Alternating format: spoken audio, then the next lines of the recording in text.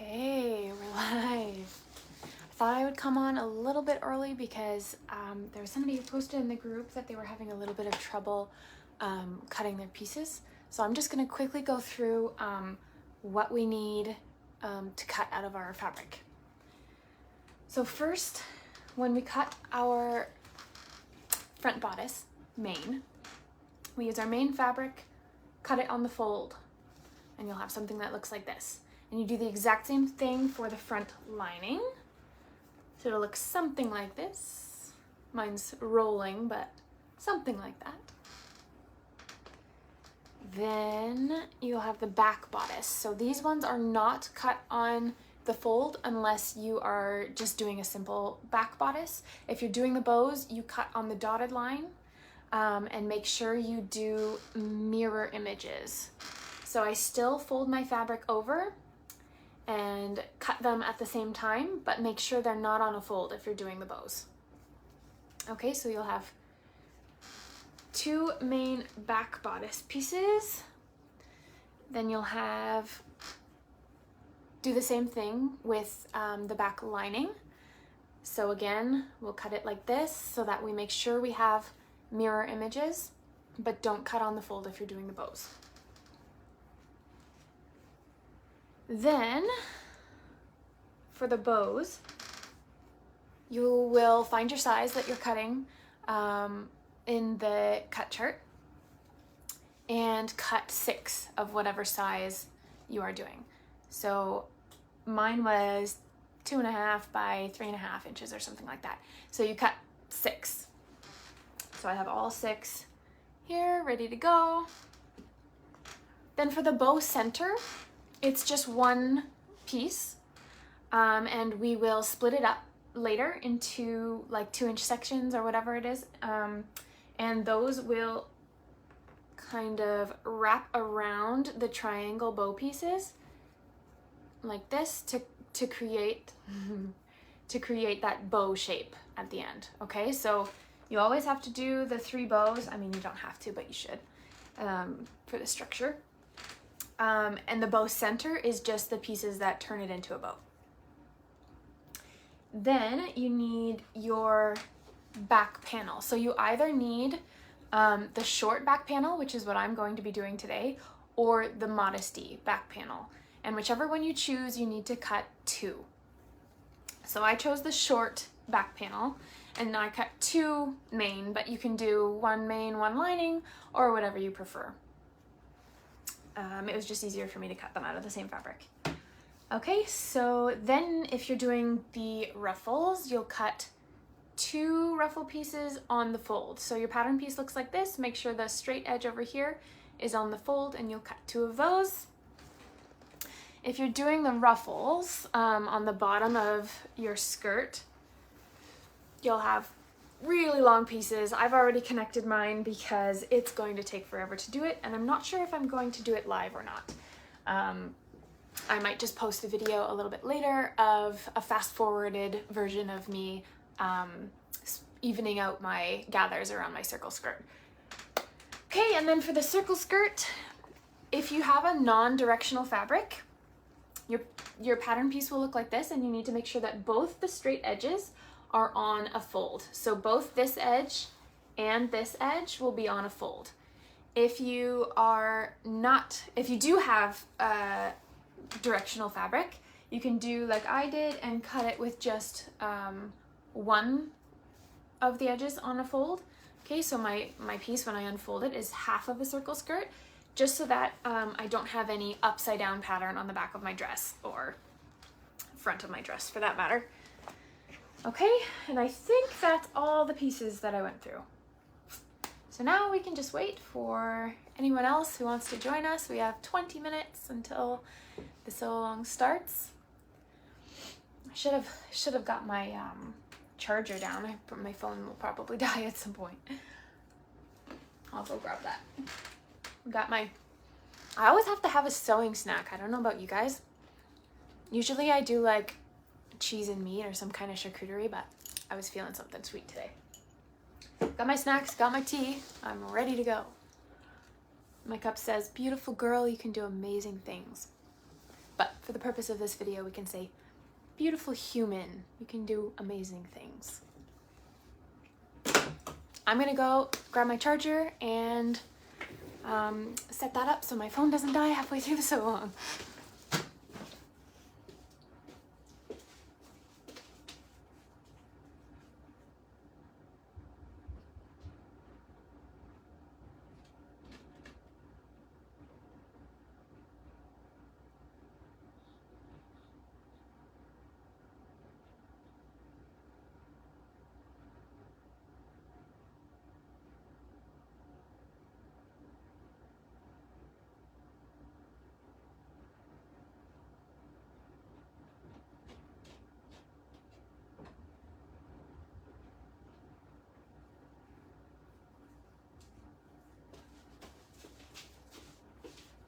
Okay, I've got my charger.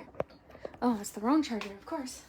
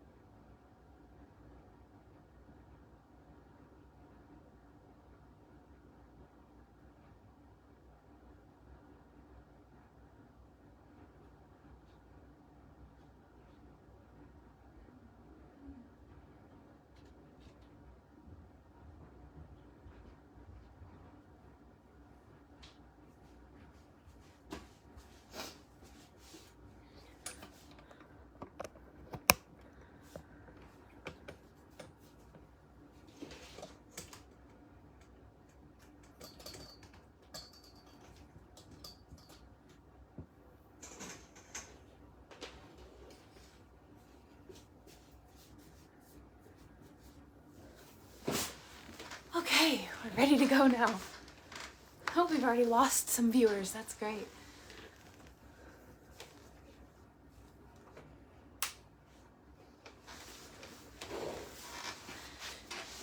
Well, if you're sitting here watching me and you are ready to go with your fabric cut and everything, I would love to see what fabric you're working with. I'm so bad with surprises.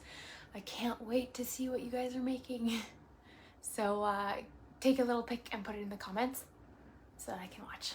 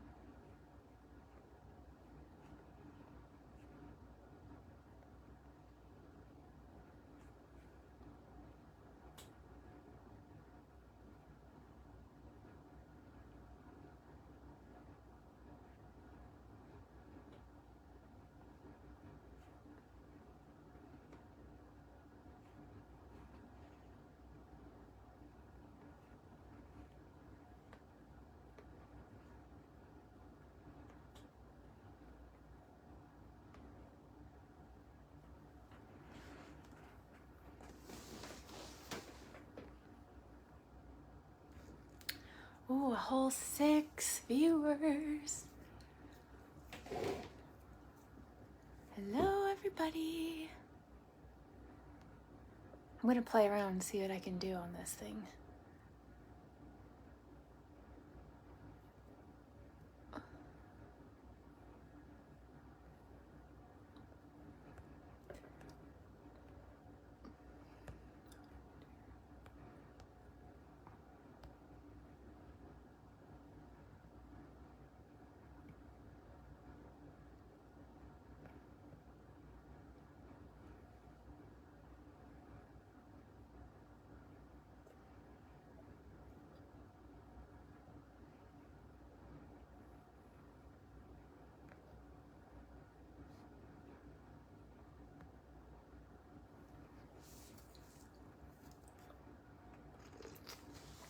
15 minutes until we get started. I think I might go through the pieces one more time just in case there's anyone else out there who's struggling with cutting their Aria pattern pieces. I'll wait for a couple minutes more maybe.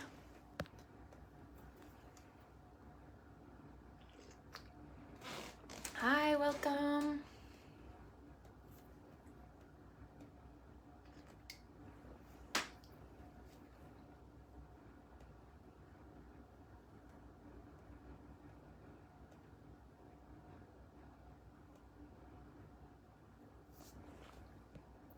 I'm counting on you guys to let me know if my camera angle is good. I'll be moving it back and forth so that you can see what I'm doing, but if you can't see something at any point, let me know. Still getting used to doing this. This is only my second live sew along, so we'll see how it goes. I had never, for my first sew along, I had never sewn the pattern, so we did it for the first time then. I have also never sewn the Aria pattern, so I'm excited to sew it with you. It's definitely a favorite pattern of everyone, so this should be a really popular video. We get asked a lot for videos for Aria, so.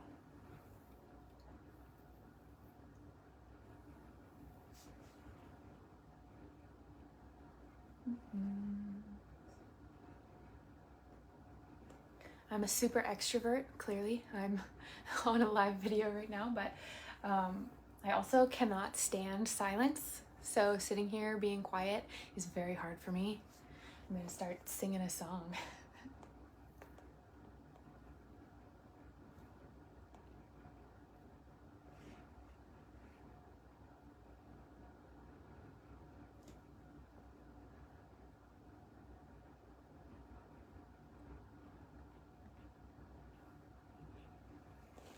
Hi, welcome.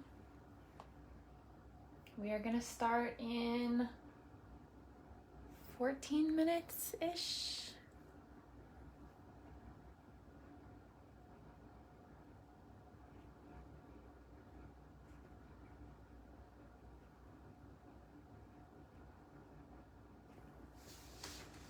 Ashley, if you're here, let me know, and I will go through the pieces one more time.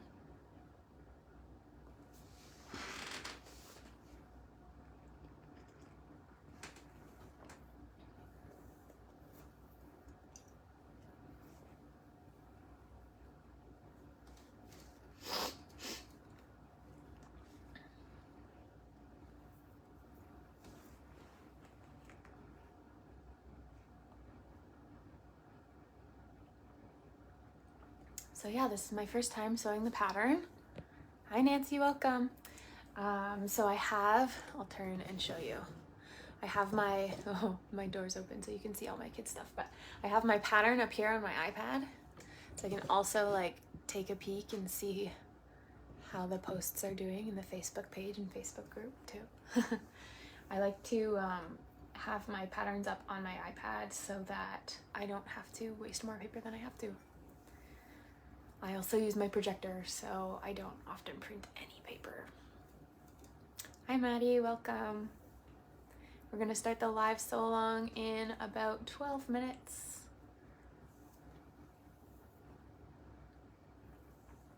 Let me know if there's anything you'd like to see of the pattern pieces that I have cut, or any questions before we get started.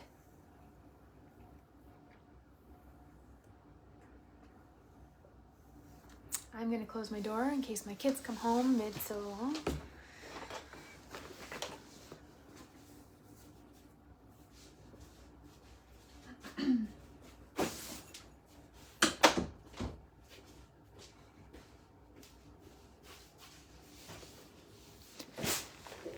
You know I love you guys when I clean my sewing room so that I can sew with you. It takes a lot. I'm a bit chaotic, generally speaking. Hi Lorelai, thanks for coming. We'll start in about 11 minutes. Let me know if you have any questions before getting started. I'd love to answer them.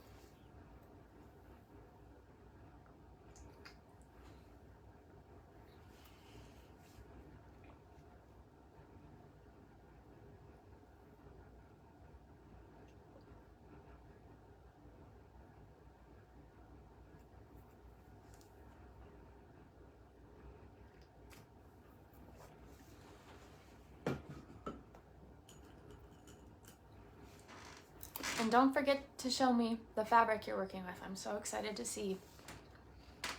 I'm working with Encanto fabric, if you didn't see it before when I was showing you all the pattern pieces.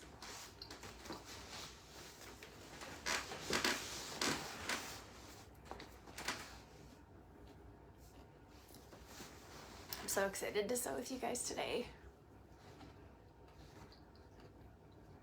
The last sew along was fun, but I think this one's going to be more fun.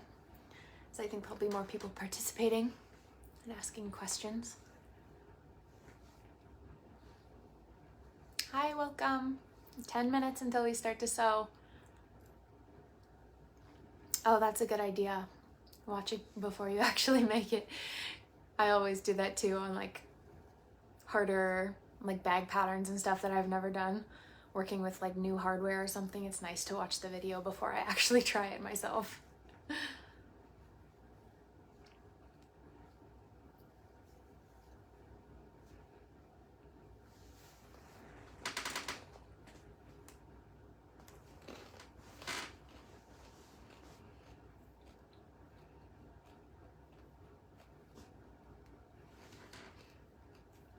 Oh no, your fabric isn't there yet.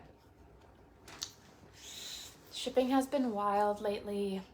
The prices are going up and the speed is going down. I love the fabric companies that have like the cubbies that I can hold my fabric in until I have enough fabric that it's worth the shipping costs.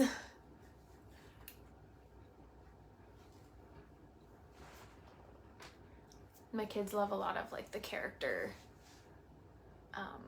fabrics, so I order a lot of custom type fabric. What fabric do I recommend? Okay, for this one, because you kind of want a little bit of structure for the bows to really take shape, I would do a cotton lycra. I'm using athletic stretch fabric that I got from Luna Devillon here in Canada. They ship worldwide, and I'll link it in the comments later. Their athletic base is my absolute favorite. My girls love it too. It's it doesn't, like, the edges don't curl like as much as cotton lycra. Like, I just stretched that and you can barely even tell that it's curled. So it's really easy to work with. It like sticks to itself so it doesn't move. And it's breathable and super stretchy, and it doesn't like white out when you stretch it, so you can use it for like leggings and stuff like that. But also it's super floaty, like it gives a really nice twirl on a dress. So it is my girl's absolute favorite fabric. That's athletic stretch fabric. I don't know, some shops might call it something different, but just a regular cotton lycra is perfect too.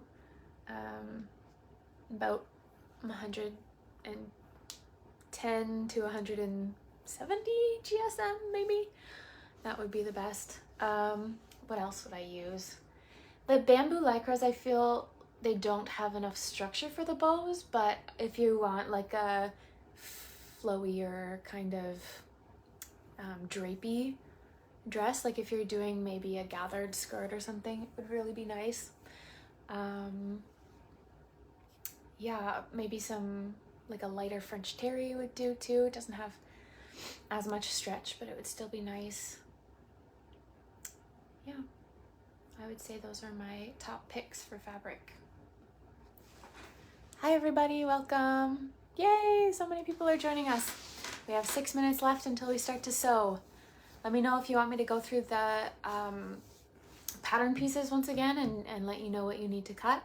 I've already done it at the beginning of the video, so if you're going to watch this later, we don't need to do it again. But if you are cutting your aria right now and you have no idea what to cut, let me know and I'll go through them one more time before we start to sew. Yeah, French terry is good. Like the lighter ones are nice, but honestly, I've made so many dresses with French terry, especially for winter dresses with long sleeves and stuff. It has just enough stretch and keeps my girls a little bit warmer. I like to add the Jaden hood to some of the dresses just to have that like more winter feel. I'm going to do one like that really soon with one of my strike fabrics. It's not a French terry. It's not a cotton French terry. It's a bamboo French terry, which is a little bit softer and a little bit lighter. That would probably be good for an aria too.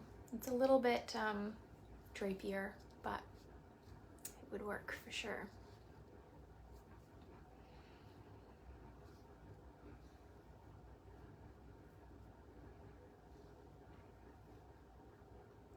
Does anyone else have kids that are still obsessed with the Encanto movie? We have like a movie night every Friday, in case you're wondering where that question came from. I'm using an Encanto fabric today from Luna Devillon. Anyway, my oldest daughter, I did for the last Sew Along, I did a dress for my youngest. So this time I'm doing one for my oldest.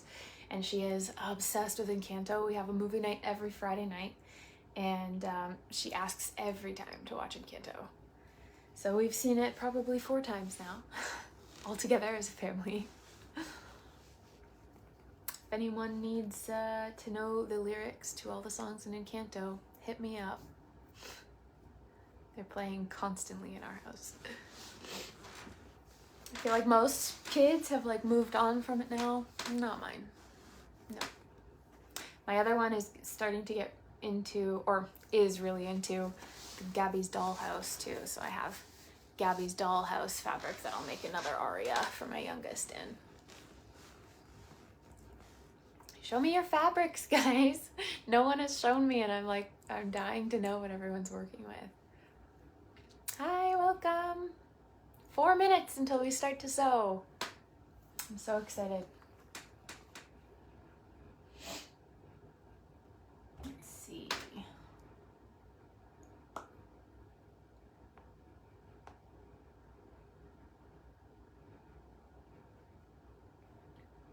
Just adding some more people into the group so they can join us.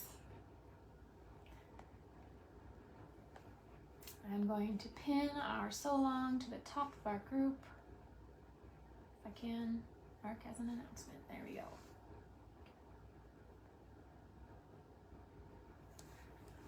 Also, if you haven't seen the new, oh yeah, Bluey 2, that's a good one. If you haven't seen the new pattern, you should check it out. Katie just released a brand new pattern called Maya, and it is so perfect for summer. So if you're still sewing summer dresses for your little ones, definitely check it out. It has like a ruffle across the chest and everything's so cute. I'm also doing one of those for a strike next month.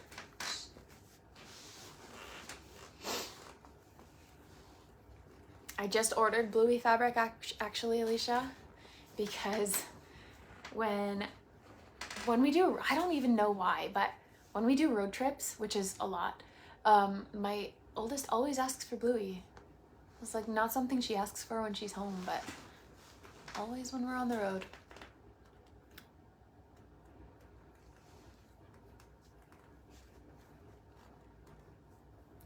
We've got a whole 8 viewers. We're gonna start in 2 minutes.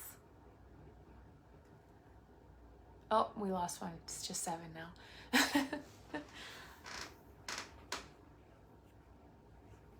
Hopefully more people will join soon.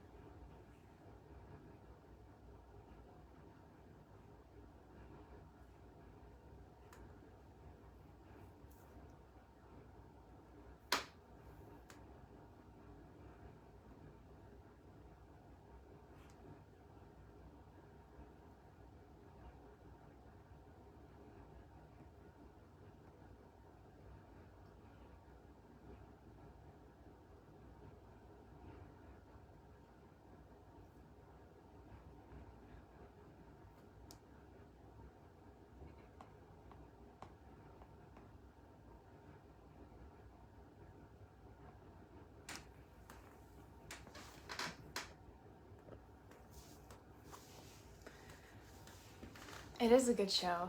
Still talking about Bluey, everyone else. It's a great show. It's like very imaginative and like positive parenting. I think that's what they call it. Yeah, I really like it too. I think they just won, I think Bluey just won some kind of award or something. I saw that somewhere. Hi everybody, welcome. Oh, we got up to 12 viewers at one point, but it's back down to 8. This is the Aria Sew Along, and we're going to start sewing very, very soon. It's 1 o'clock here now, so we can start anytime. So we are going to start with the bow pieces. If you're not doing the bow back, it's super simple, so I'm not going to go through that.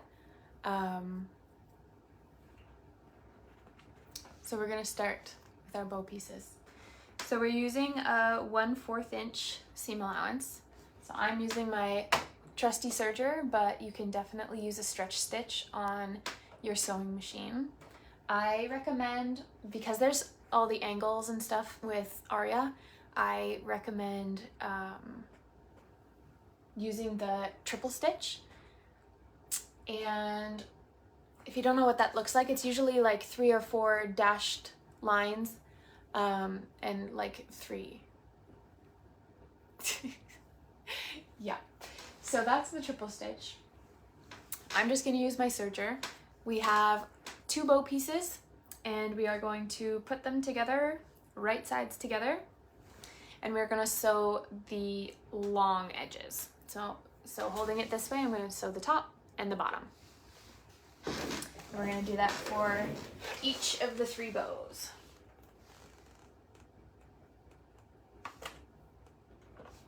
I do not use pins, but if you're using a slippery fabric or slinky fabric, or if you're kind of new to sewing, I definitely recommend pins.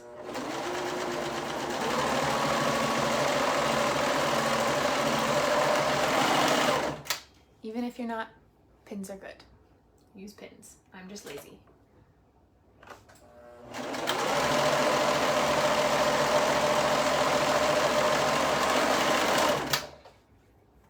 All right. So I've got the top and the bottom sewn. I'm going to flip it right side out. If you're using a fabric that can be pressed, please press. Mine cannot. My girls are high maintenance and need sparkle on their dress, so I am not going to press mine. On to the next one, I'm going to sew the long edges, top and bottom again.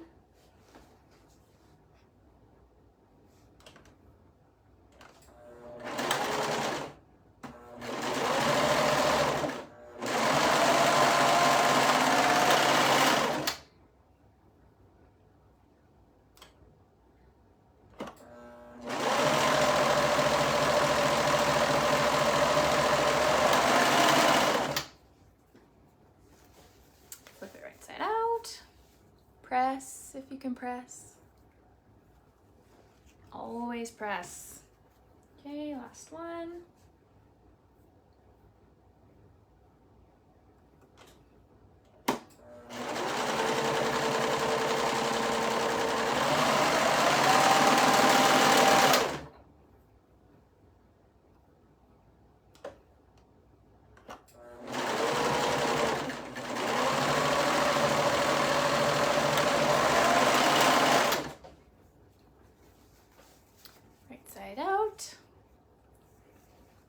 Press if you can press. And now we've got our 3 bow pieces ready to go here. Next, we're going to do the bow center piece. So for those who weren't with me earlier, the bow center piece is just 1 long strip like this, and we're going to cut it into 3, and they're going to be to go around the rectangular bow pieces to turn it into a bow shape. So all we have to do with this right now is fold it this way, the hot dog fold, for any of you who learned it that way in kindergarten.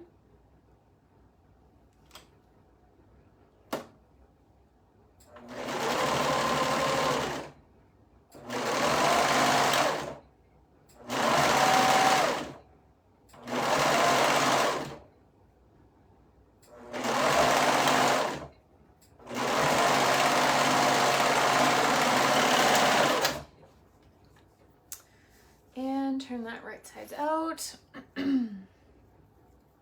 You can use, for this you can use like a safety pin to turn it right side out.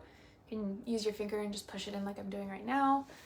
Often I have a pencil with an eraser on the end. I like the eraser because it like grips the fabric and pulls it down into the tube.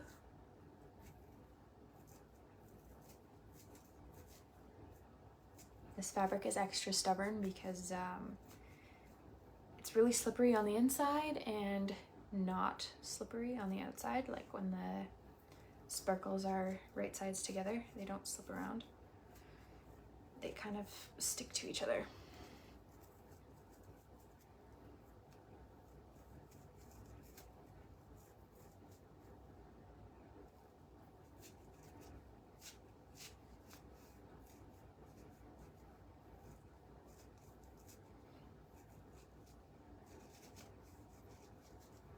Almost there.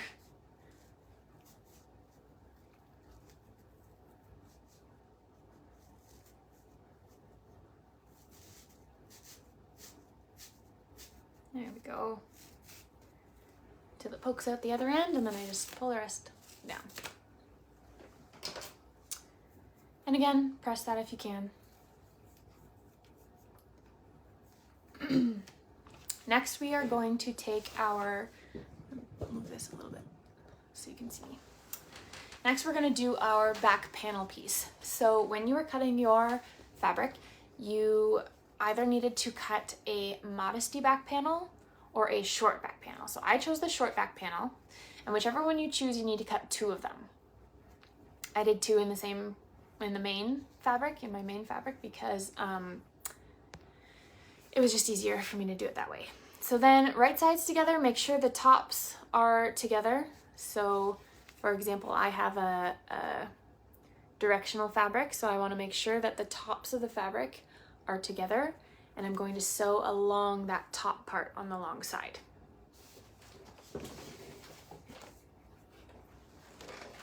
Turn on my iron so that I can press after.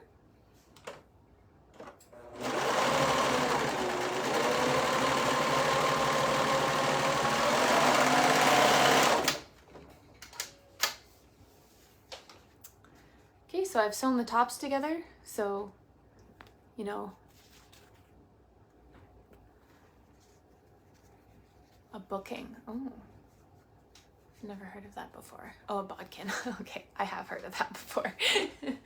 Yes, you're right, I should have one, but my money is tied up in fabric over here. I don't know if you can see. So there you go. That is why I do not have a bodkin.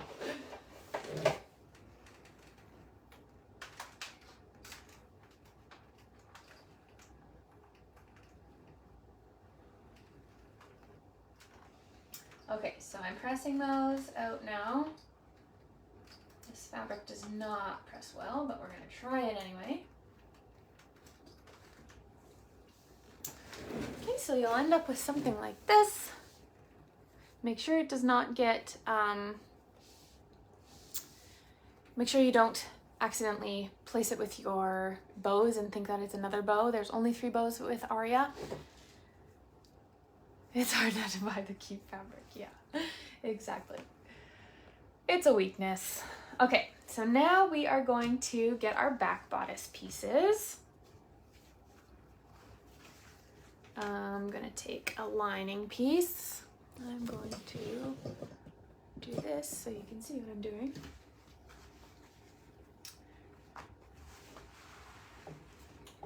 All right.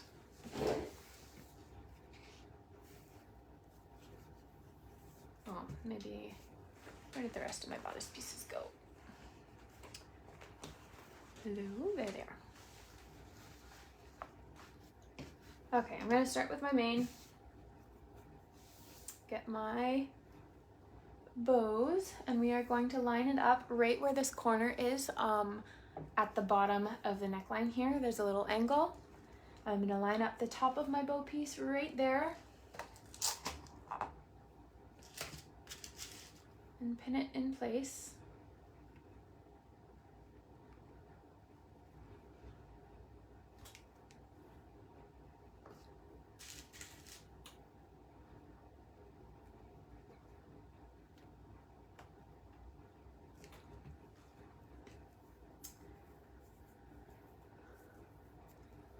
Now the next one, you're going to do 3/4 inches up from the bottom. I'm just gonna guess it's about there.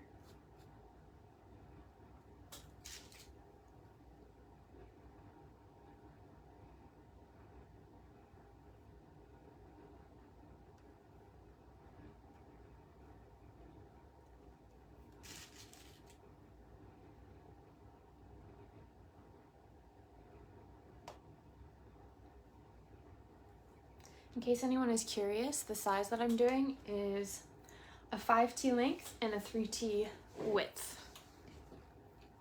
And this should fit right in there between them. Depending on the seam allowance that you used, if you weren't quite, if you did a little bit bigger than 1/4 inches, you might have gaps between your bows.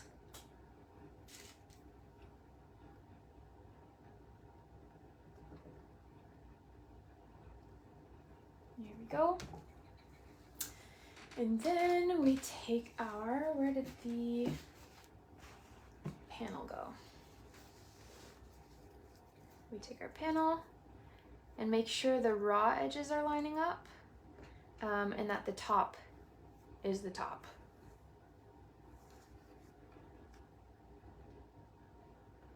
Pin that on there. The back panel piece is important because if you don't put it on and you try to put your skirt, you try to attach your skirt, there's going to be nowhere to attach it to on the back center where the bows are. So you got to make sure that you do either the short panel or the modesty panel. Okay, so that's what mine looks like there. Then we take the lining piece, that's the wrong lining piece, and we lay it on top, and we'll repin all of those pins so it stays nice. So you're sandwiching the bows between the lining and the main back piece for whichever side you're working on.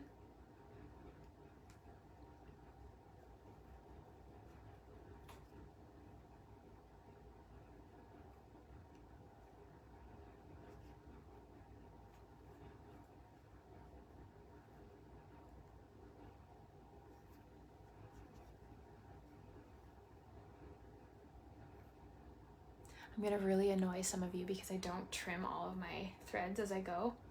I need to get it finished. I don't stop to trim my threads. It's gonna drive some of you crazy, I know. There we go. Okay, so we have our bows sandwiched between our main and lining. And now we are going to sew from the top of the shoulder down. Make sure you angle at the angle and then go straight down to attach all of your bows in that sandwich.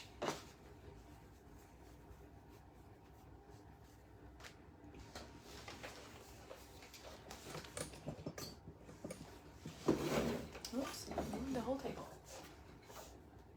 All right.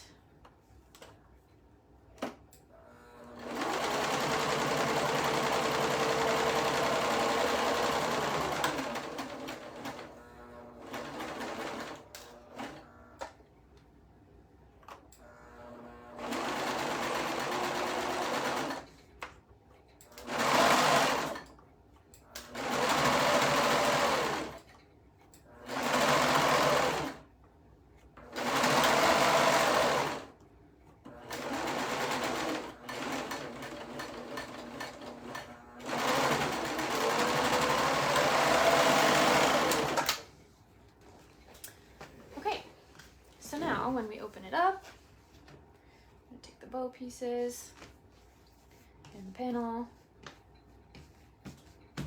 and then we want to press it nice and flat like this.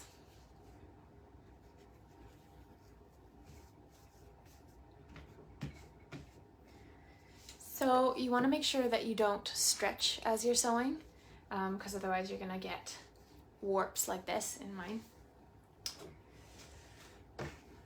Okay. Okay, so after you've pressed that, oops, you are going to take your other main back piece,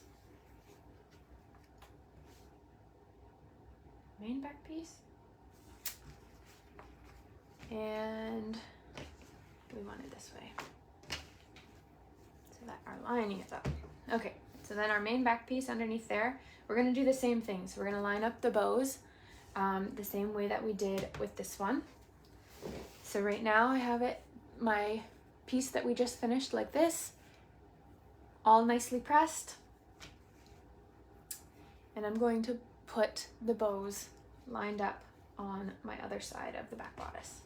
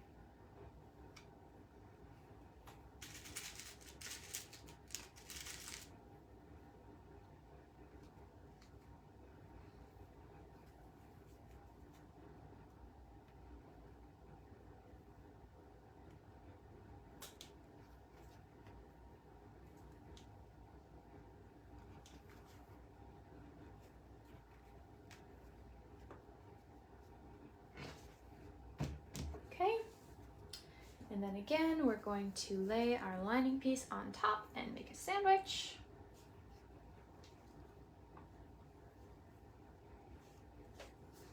This is hard to do without me getting in the way of the camera.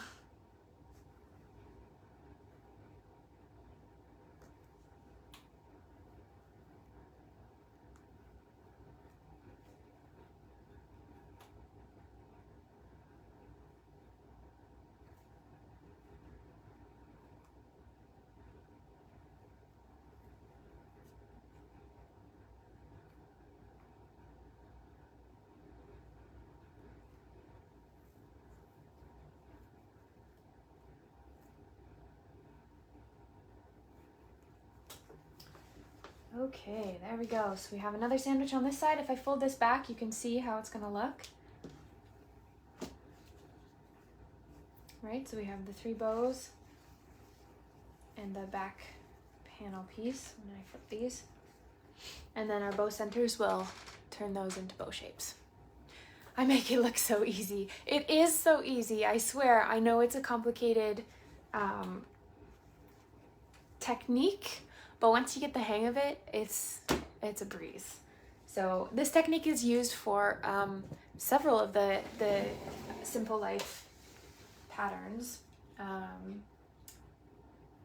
like Skylar and I can't remember all of them anymore, but there are several that do this. This is one of the techniques that I love, and also the burrito roll, which we will go through when we do our flutter sleeves.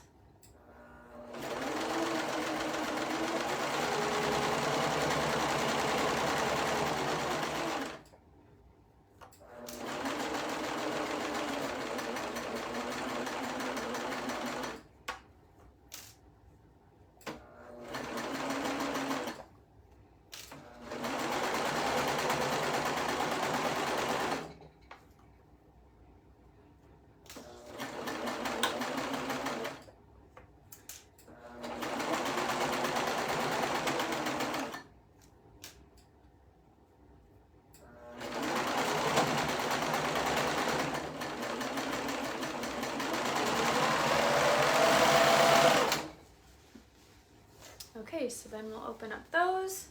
We'll do a good pressy press again.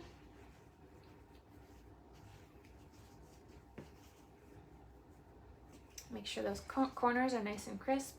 It's hard to do with the serger, but there you go. We have our back bodice. Simple as that. All right, so now we need to work on our front bodice.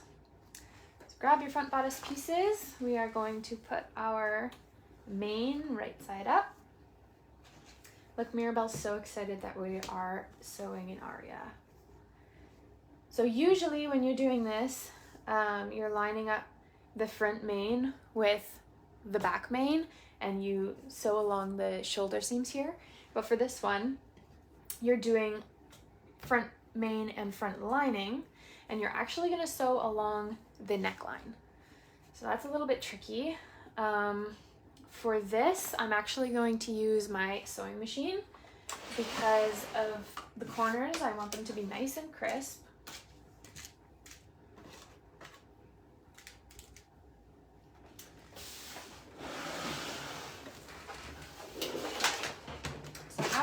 Machine.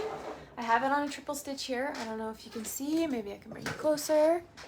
This one right here is the triple stitch in blue.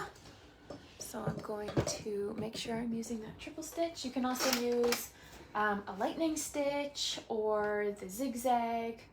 I like the triple stitch because when I stretch the seams, it doesn't have that, like, when you use a zigzag seam, it doesn't seem like it's holding it all together. Like you can like stick your finger in the seam, and I don't like it. So I use the triple stitch. I find it's a lot easier too around the corners to make them nice and crisp.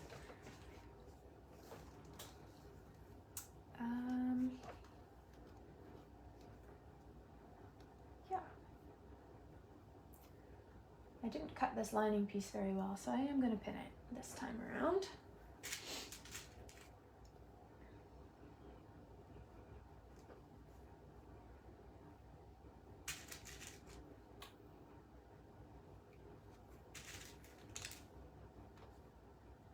I pin kind of just at the corners where I need to pivot.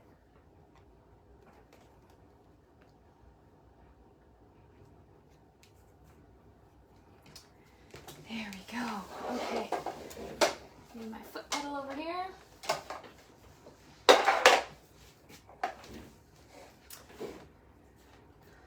So we are using that triple stitch. Oh my goodness.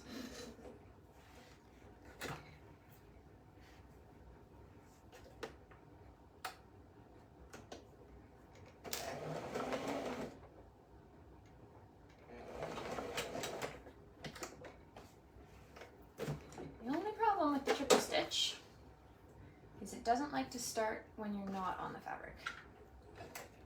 So you do not have to backstitch either, which is not something I learned right away when I was using the triple stitch. It already backstitches. That's part of what the triple stitch does. So you don't have to backstitch at the start. Oh my goodness.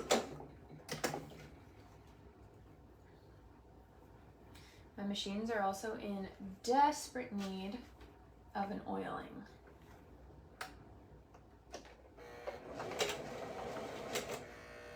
What is going on here? I'm gonna use my thread stand, see if that works better.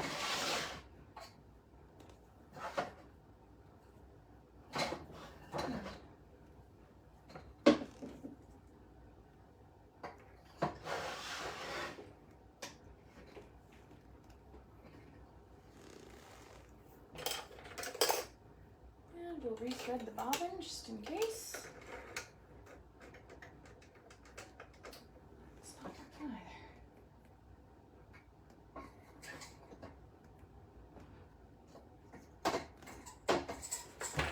Oh my goodness.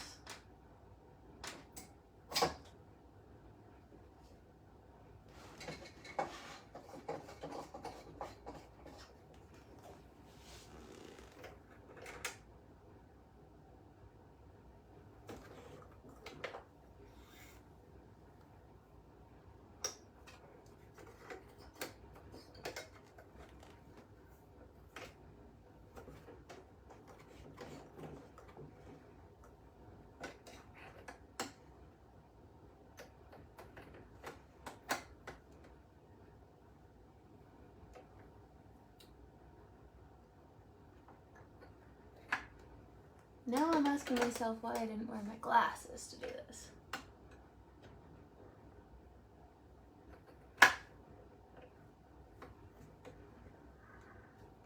Okay.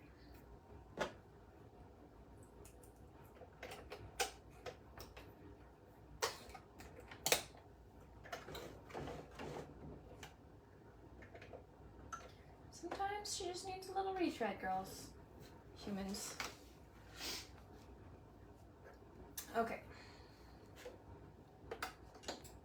Let's try it again.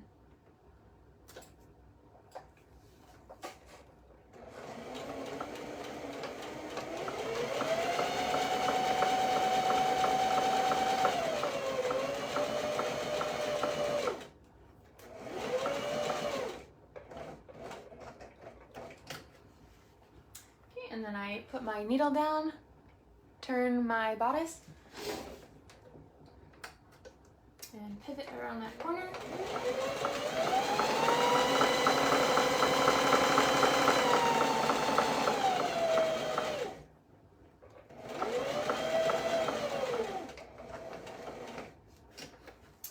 Pivot.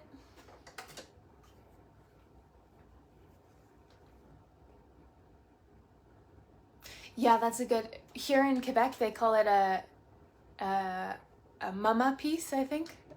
Yeah.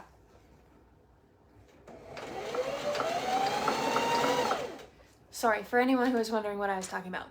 Lorelai was just saying you can use like a leader piece of just like scrap fabric if your machine is having trouble starting on your project.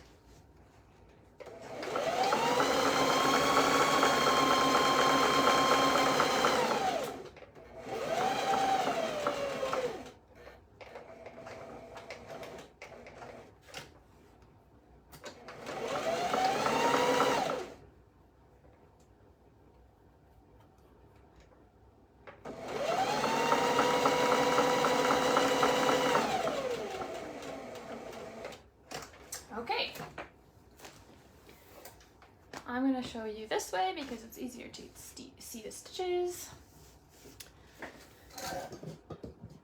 Okay, now we need our pinking shears.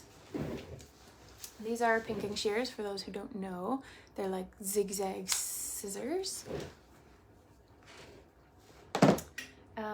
And if you don't have pinking shears, you can use, I had scissors here at one point. You can just use your regular scissors and kind of just cut like little triangles out of your seam allowance. Make sure you do not cut through your stitches.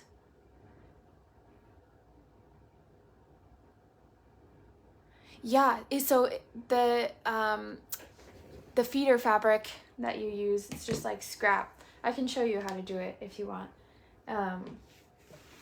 You start on a scrap piece so that you can kind of start in the middle of the fabric so it won't eat it. And then you sew like right off the edge and you hook your project up right to the edge of the feeder fabric so that it's just like a continuation and you don't have to start like right at the edge. It is really helpful. Thank you, Lorelai, for bringing that up. Okay, so you can just like cut little triangles into the corners.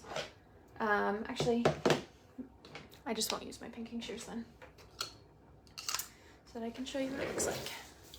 That will make sure that you get a nice crisp corner when you turn it right side out.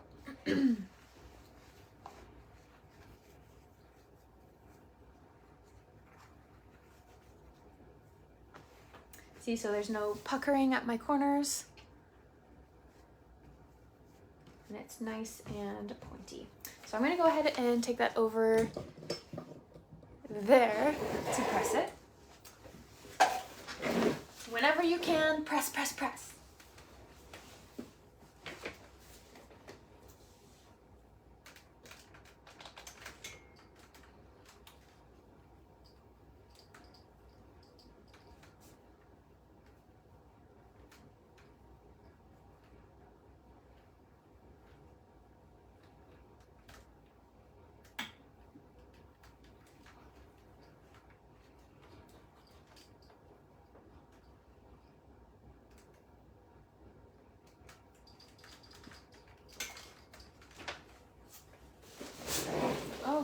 Oh my gosh, my wheels must be jammed with thread again. I can't roll properly. So now we have like, oh, you can't even see what I'm doing. There we go. So I'm going to flip the lining like this so that shoulder seam is laying flat. And I'm going to do it on both sides here, like this.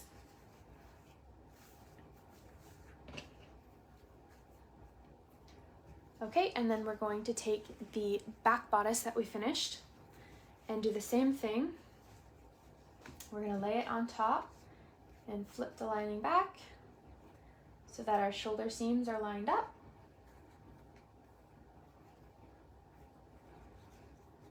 There we go. And we are going to sew across the tops of our shoulder seams. Can you see what I'm doing?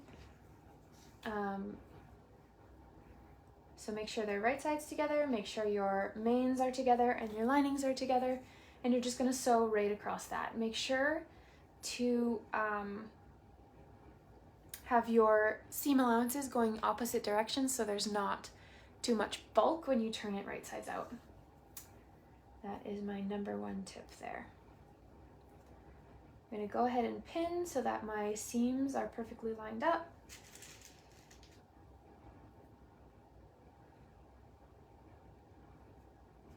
Voila. And this one.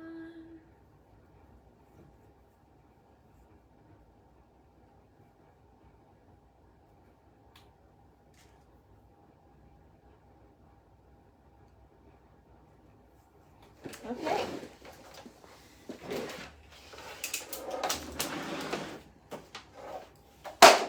I'm going to go back to using my serger. Oh, Smarty break, M&M break. I don't even know what these are. M&Ms.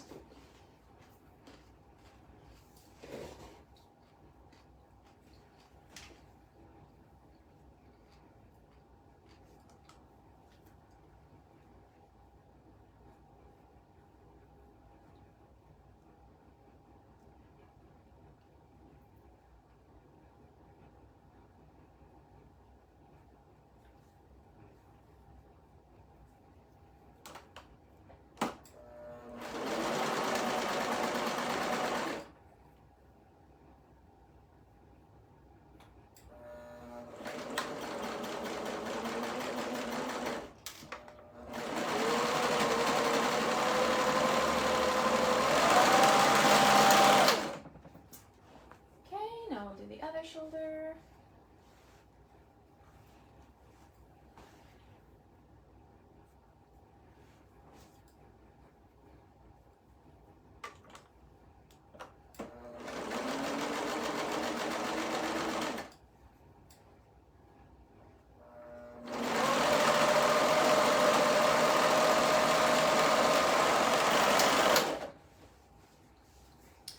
Okay, so now you can see I have these top seams sewn, and then you just have to flip the lining back over.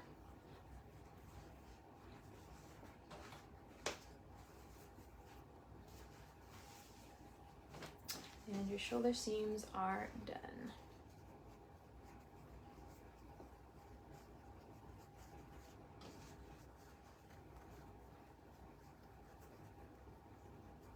Massage those seams, and then you'll want to press that too. So I'm gonna go and press them.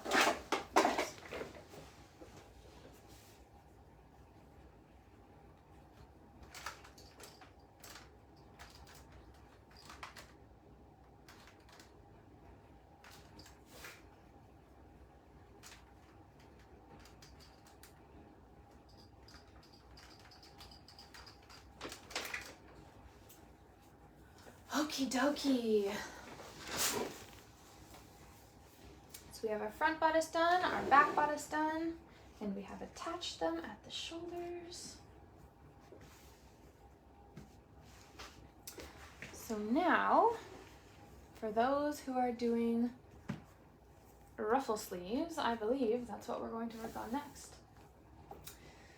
So I have cut mine so that I don't have to do a rolled hem. This is a special like dance gymnastics bodysuit fabric, and it does not fray and it doesn't roll. It doesn't roll. And so I'm not even going to do a rolled hem or do the quarter inch press. But I will teach you how to do a rolled hem for any of you who are wanting to do that. So on the serger, the first thing you have to do is take out your left needle. Okay, so you're only going to use your right needle, you're going to take out the left one. You just turn the screw here, pull the needle out, put the screw back in. Next, you need to take out your stitch. Oh my gosh, yeah, see? That is why I need a good oil. Okay, so this is your stitch finger. It is right by your blade. It's like right kind of behind it. So you're just gonna pull that right out without cutting yourself on your blade. Some sergers have storage in here. Mine's already full. So I'm just gonna set it aside.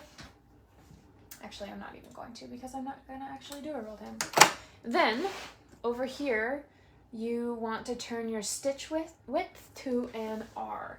So that's this dial on my serger, whichever one is your stitch width, you're gonna turn it to the rolled hem setting. We just started doing sew alongs. This is our second one, and I'm hoping to do one like once a month. So last month we did a Catalina and it was on Instagram. This month I let you guys choose. You chose Aria. And so we'll do a new pattern next month. So anyway, left needle out, stitch finger out, stitch width to R, and then you're good to go. Test it on fabric, obviously, but that should do it for you. Okay, make sure you can see what I'm doing.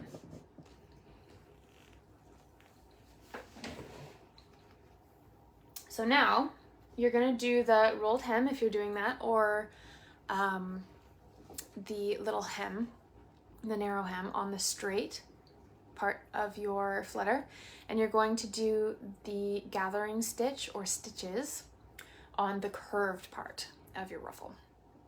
So I do 2 rows of gathering stitches because it makes it more stable. It keeps my gathers nice and tight together, and it's easier to get them nice and even and nice looking.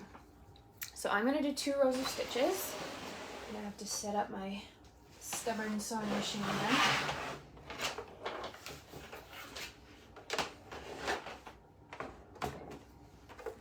There's pins under here.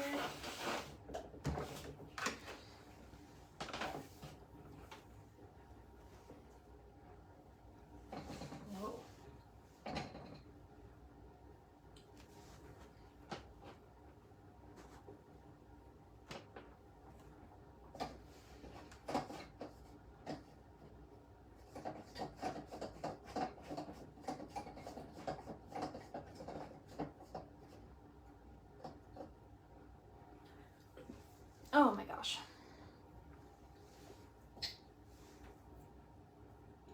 So for those of you who weren't here for the last sew along, I gave some tips about doing gathering stitches, and I'll just go over those quickly again. I do a lot of gathering, and I have found things that work really well for me that I'm happy to share. One of those tricks is using embroidery thread in the bobbin. It's a little bit slicker and it slides out really easily. So when you do 2 rows of gathering stitches, you need to take out the second row when you're done because it's going to be visible. And if you just pull the bobbin thread out, the rest comes out super easily, and you'll watch me and go, oh my gosh, how did you do that? And it's because I just literally pull the bobbin thread out, and it's nice and slick with the embroidery thread. So that's my number 1. Number 2, I always set my length to the highest. So in this case, it's a 4. and I keep my tension on the lower side, and that makes the actual gathering a little bit easier. You don't want it too loose, you don't want your stitches falling out, but just on the lower end. And I think that is pretty much it. So when I sew my gathering stitches, I do one stitch at about 1/8 of an inch seam allowance, or even 1/4. So I'm going to go ahead and do the 1/4 from the edge first.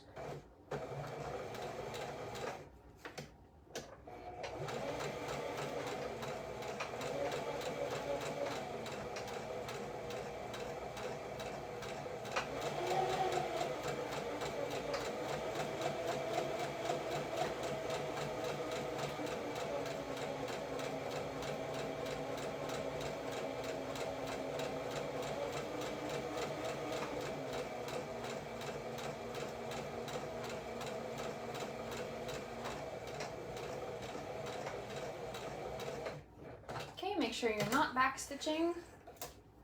This is the other reason why I keep my tension really loose. For some reason it does this very often, and you don't want that to happen when you're doing the 2 rows of gathering stitches. It just makes it really difficult.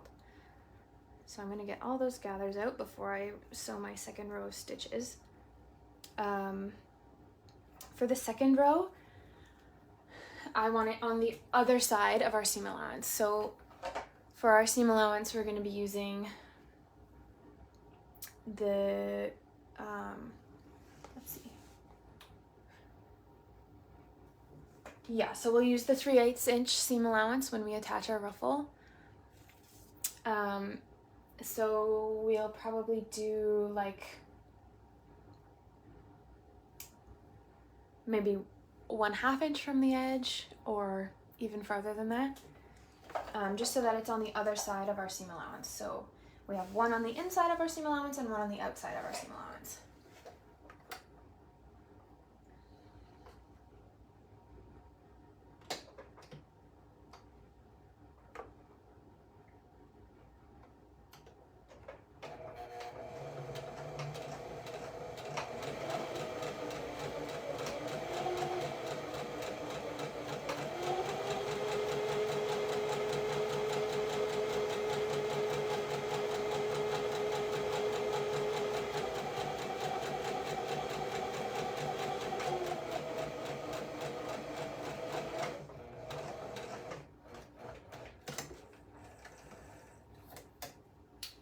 Okay, get all those gathers out again.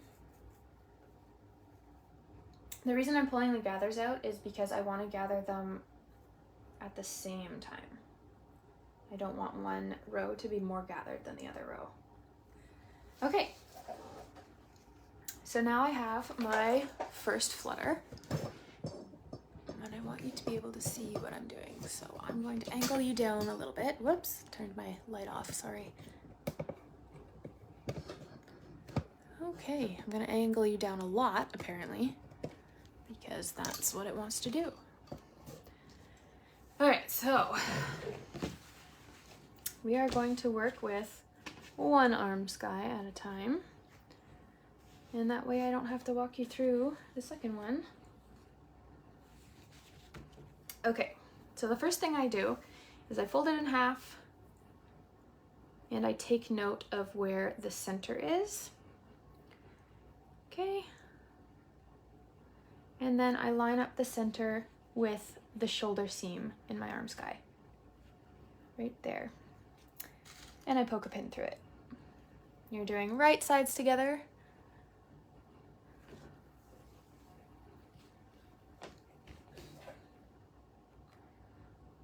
Okay, so now, if you are doing sleeves, you want to make sure that you are actually going through both the main and the lining. If you're just doing the flutter sleeves like I am, go through just the main fabric so that the seam allowance can be hidden when we do our burrito roll. Okay.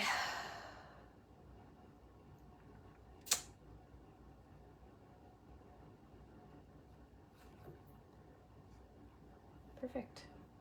Now I just grab my bobbin threads and I start gathering.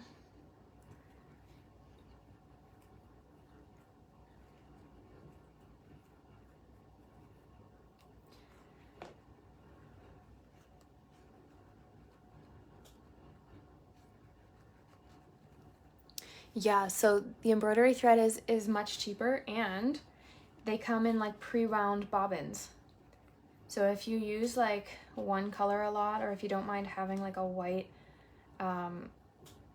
bobbin thread on your project or whatever, I just order like a whole bunch of pre-wound white embroidery thread bobbins, and I use those for gathering.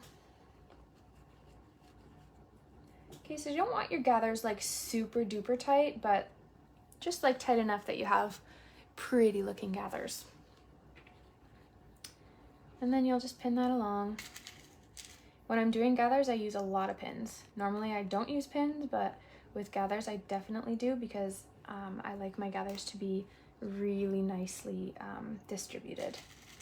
And more pins means that they are held better the way I want them.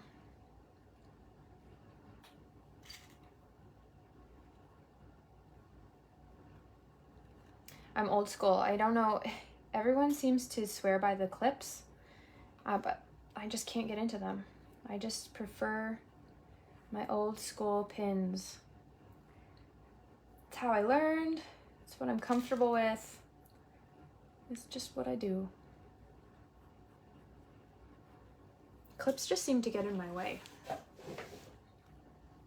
Too big and bulky. All right, so we're gonna do the same with the other side. Nice tight-ish gathers.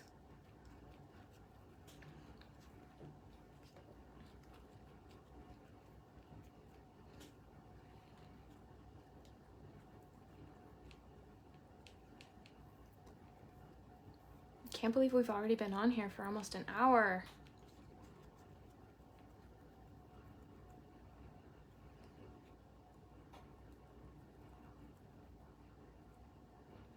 Okay, make sure they're uniform throughout.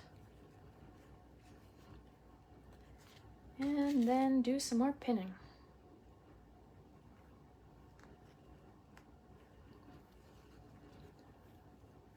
Or clipping, whatever you prefer. I don't discriminate.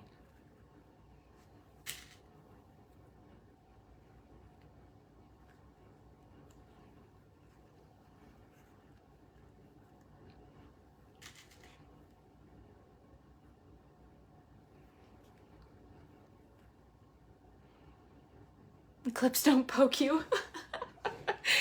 I guess when it's all you've ever used, you don't generally poke yourself that often. Okay, so there we go. Then we are going to baste our flutter sleeve to the main lining. First, I think we'll work on the other one, and then we'll baste them both at the same time. So I am going to go ahead and do some more gathering stitches over here. You can talk amongst yourself and stare at my beautiful gathers.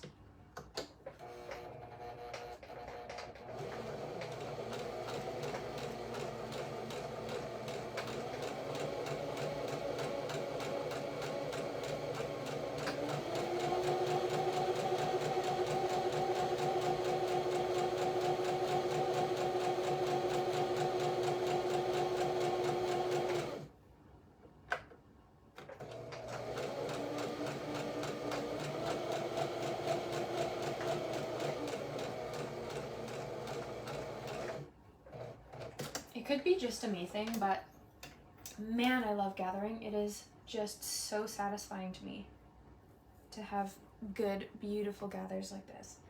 This like gymnastic dance fabric, whatever it is, is so nice to be gathered.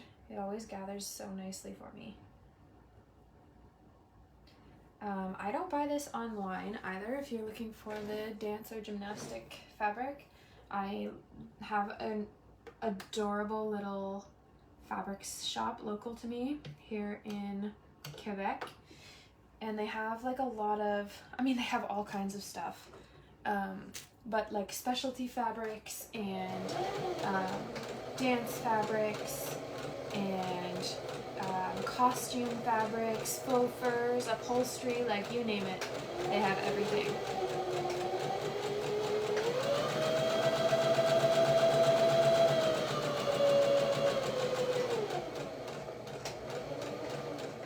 They just moved into a new store, and I think they're thinking about going online, which would be so cool because they have a lot of good stuff. I always feel sad when I can't recommend my fabric. All right, so I have my second flutter stitches done. You run over your pins? Gosh, that's so dangerous. I could never do that. You're so brave. I don't know, like something in my body physically stops me from running over my pins. I haven't even like had a traumatic experience with them. Just, I guess maybe I'm just a rule obeyer. I have accidentally done it.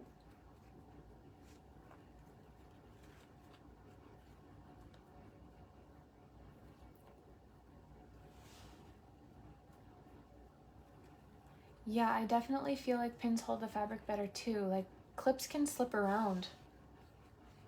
And like when I'm sewing and it's hanging down over the table, the clips like get stuck under my table edge. So annoying. Especially for like long flutters or ruffles and stuff like that. No, thank you. Pins will do. Okay.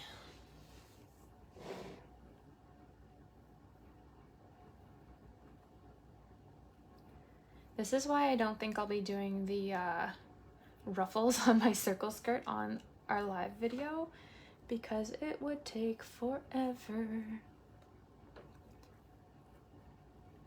As much as I love gathering and chatting with you guys, I feel like it would make the video like 2 times as long.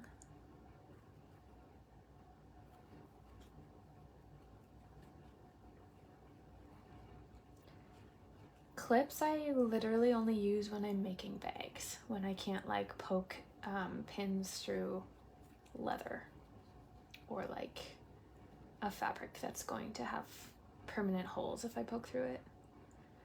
That is the only time I ever use clips. And yet somehow I find them all over my house.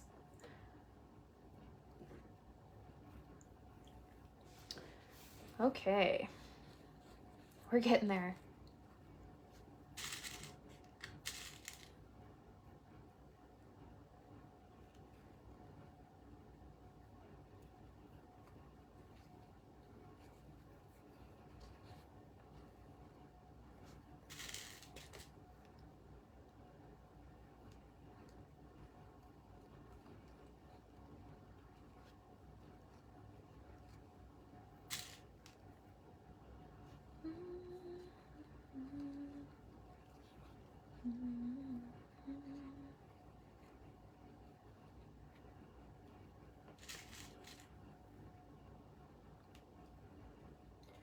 We don't talk about Bruno, no, no, no.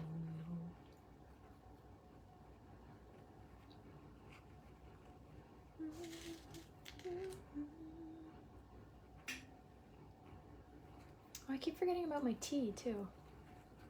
Hard to drink tea when my hands are so busy.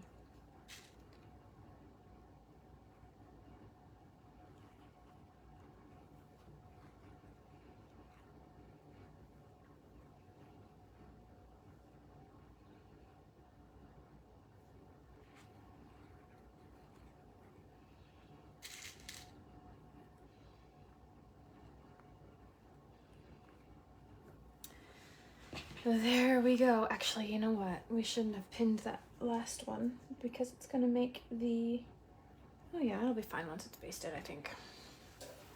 Okay. I'm gonna make you see my beautiful face again. Ah. Hello. Okay, so now we are going to baste those ruffles onto our main fabric. So make sure that it is right in between those gathering stitches that you made.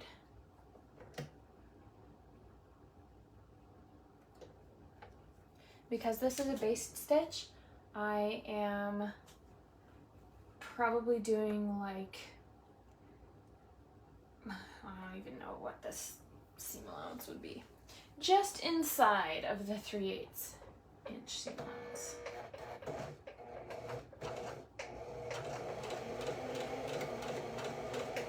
I'm kind of just lining it up with the edge of my foot.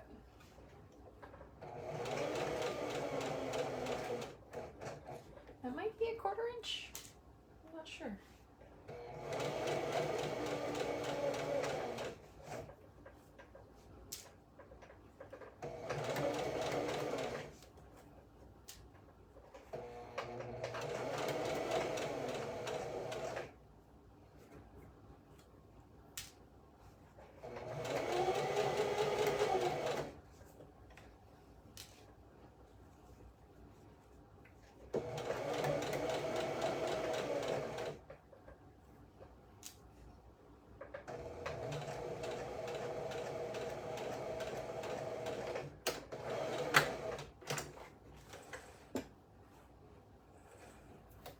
Okie dokie artichoke. So now you can admire how beautifully even my ruffles are. Check that out. Ooh, so gorgeous. Okay. Gonna baste the other one. Magic pins you can sew right over. Are they not metal? Metal on metal is never good. But I would love magic pins that I could sew over. That would save me a lot of stop and go.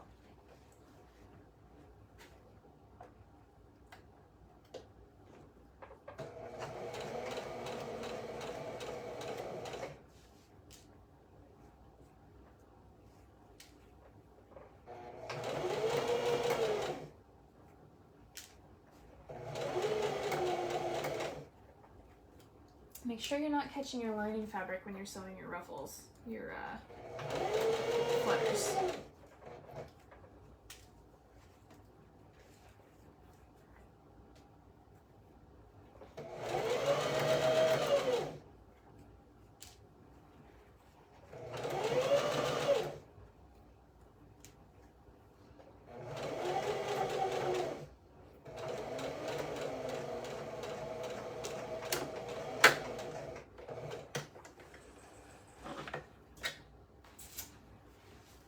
Alrighty, now I'm going to, should I take out my gathering stitch? I think I'll wait. It might be a mistake, but I'm gonna wait.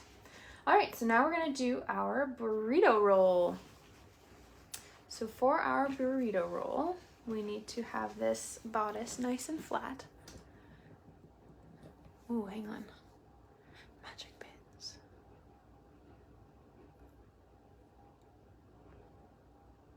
I'm gonna check those out after this. Okay. So make sure your bodice is nice and flat.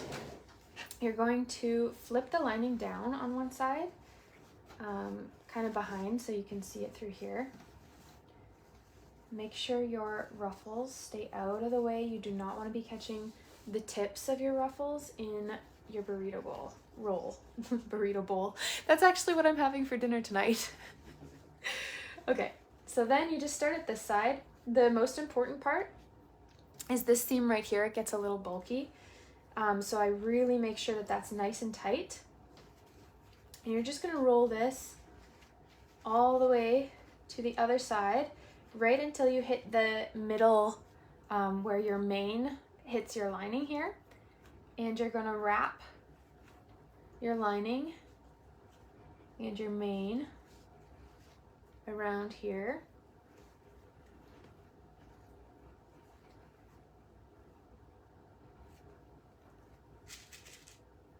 Pin right at that seam.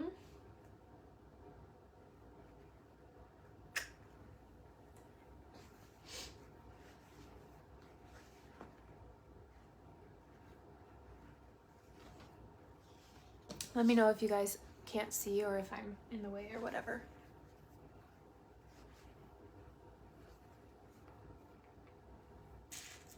All right.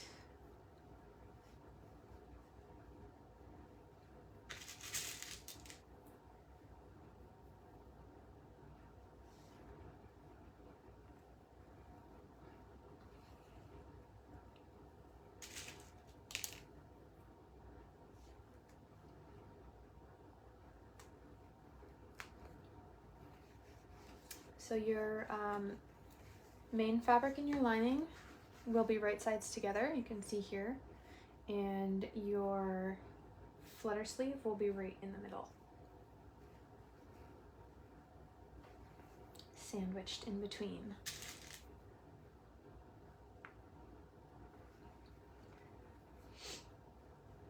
I think the burrito roll is how I fell in love with Simple Life in the first place. Isla was my very first girls dress pattern ever, or kids dress pattern ever, I guess. And it has the burrito roll and my mind was blown. Okay, so for this, I like to sew it on the side that I can see was like basted to the flutter so that I can see where those stitches are. And I can make sure that I am on the outside of those stitches. I want to make sure that none of the flutter tips are caught in there anywhere. And I'm actually going to use my serger for this part.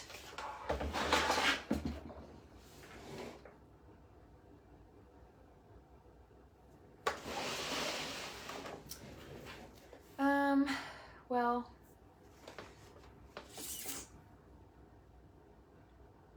yeah, we're doing it.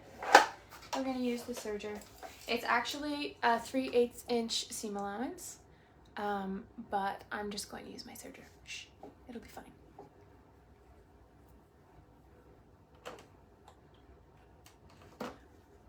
You love Aria. Aw, Aria, I'm sure loves you too.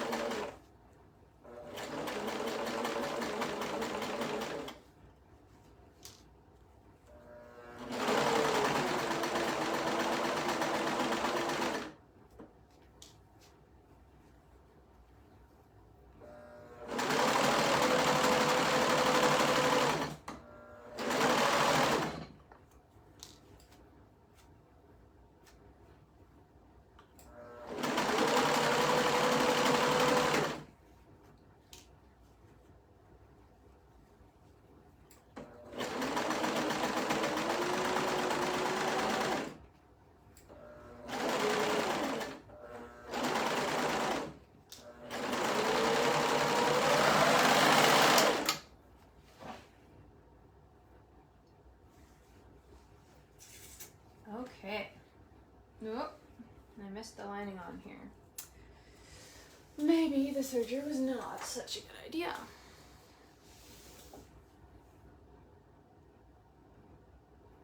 See, even someone who does the burrito roll almost weekly can still mess up. So don't feel bad if you have the seam rip. Not the end of the world.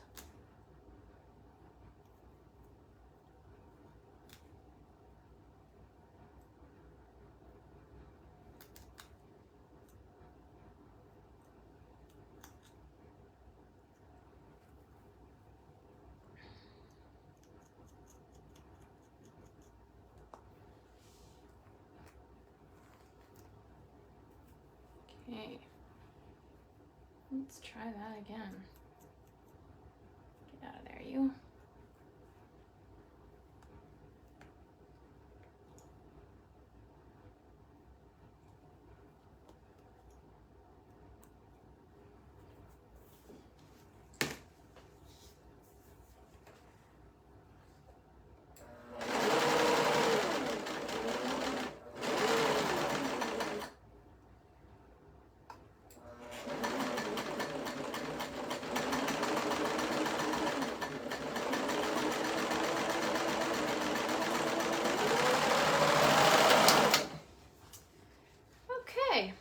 That's good now.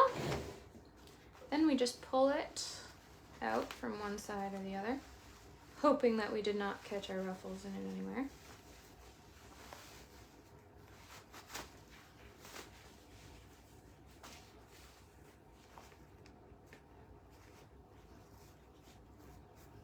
And there we go. So now we can take out those gathering stitches. Where's my seam ripper go? So I pull out one of the bobbin threads from whatever end, and then I literally just pull on the bobbin thread and it comes right out. You can see the bobbin thread right there. See? Now there's no more gathering stitches. It's just a beautiful flutter. You can pull that thread out now that the bobbin thread is gone, and you can press that really nicely.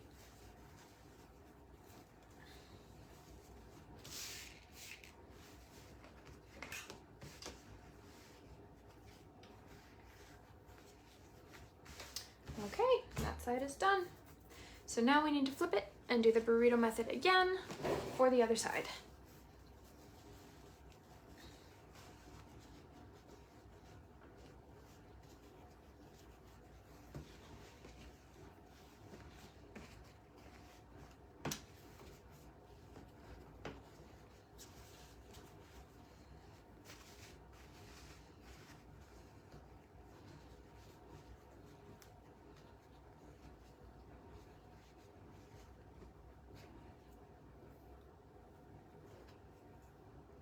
Our seam ripper is our best friend. Our best friend, our enemy, you know. Keep your friends close and your enemies closer, right?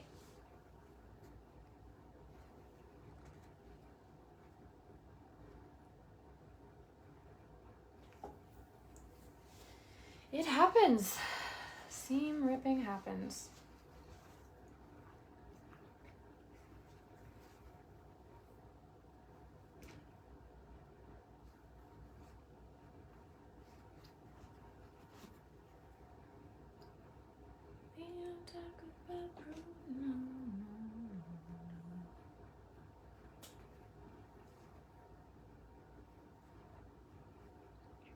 Oh, if you get holes after, most fabrics, especially the natural fabrics like cotton or bamboo, if you just press the holes, or steam the holes rather, the holes will disappear. Because hopefully you are using a ballpoint needle, so it wasn't actually breaking the stitches. If you have a needle that is in your machine that is not a ballpoint, it will actually break the threads in the fabric that you're using, so there will be permanent holes. But if you're using a ballpoint, it actually just moves the threads in your fabric out of the way. So if you steam it, it brings the threads right back to where they were positioned originally. That's how I don't get holes.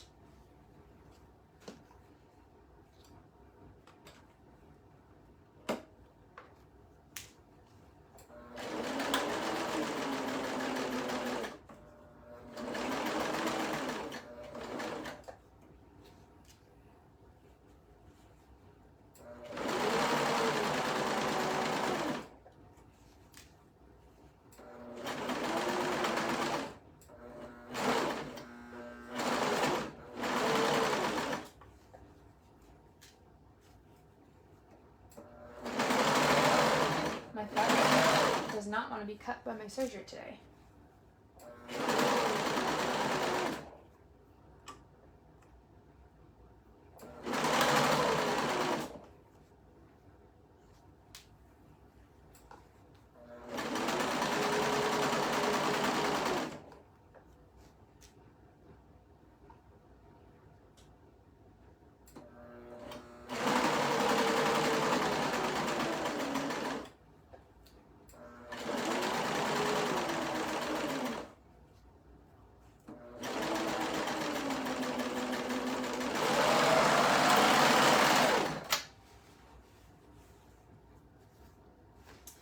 I cut all the lining on that, or I caught all the lining on that one. Oh, okay.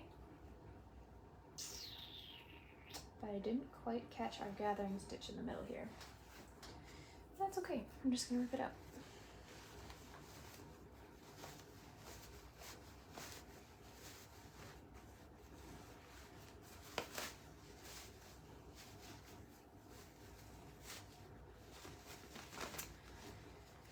Okay, now we have 2 burrito rolled ruffle sleeves. Yay! Okay, so it's this one that I need to take the stitches out of.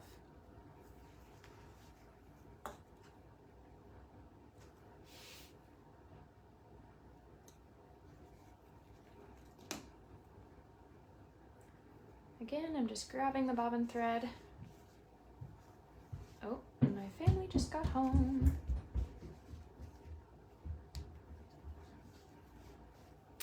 Okay, pulled my bobbin thread out. The other thread. And now I had some basting stitches, yeah. So let's rip those out too.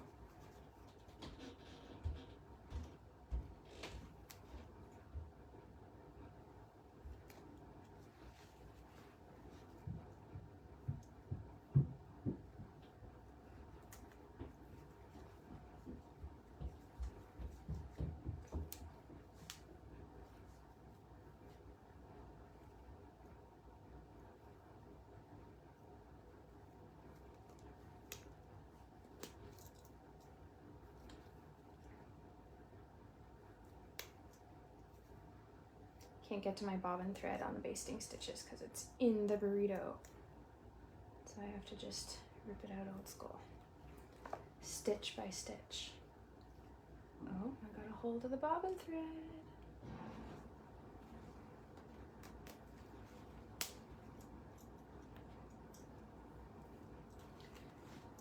Okay. There we go. We did it. Over there. There we go. 2 beautiful ruffle sleeves in a burrito roll. So now we are going to do our side seams. So this can be a little bit tricky too if you've never done it before. So what I like to do, no, it's hard to do with the bows on that side. So what I like to do is flip the lining out like this, and then I'm gonna flip this out too and bring it over and match up the side seams of the lining and the side seams of the main, making sure that that seam right there is together.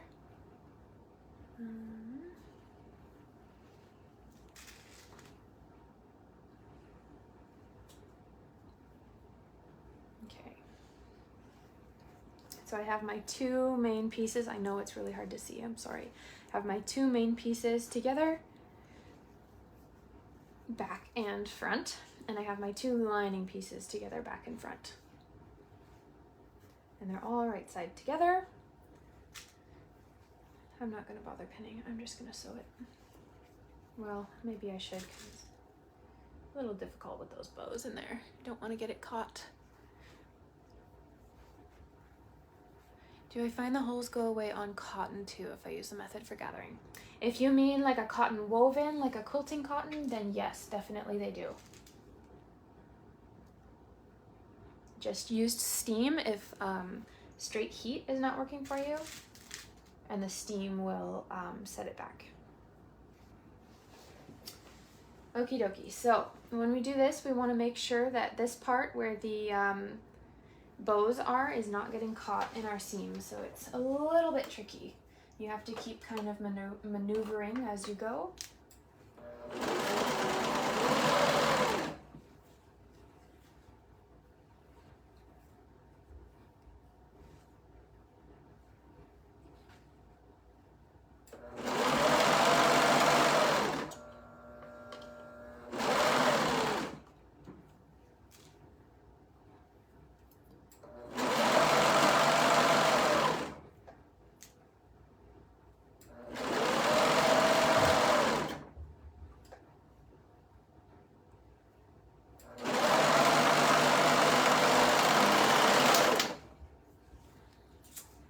There we go. So then when you flip it down,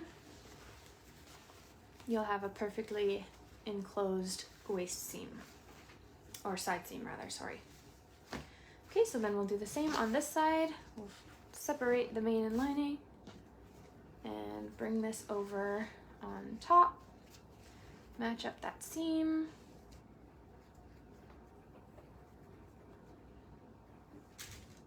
Pin it, pin it, pin it.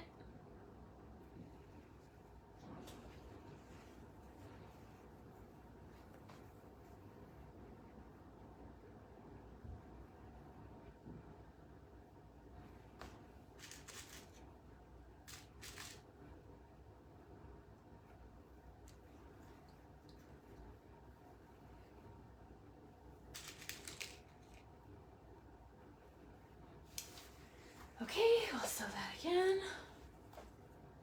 Oh man, now my tea's probably cold. It's not too bad.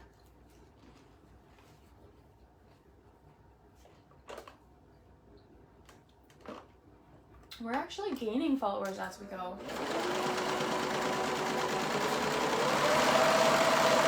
Thought for sure you guys would get bored of me if you're not doing any sewing.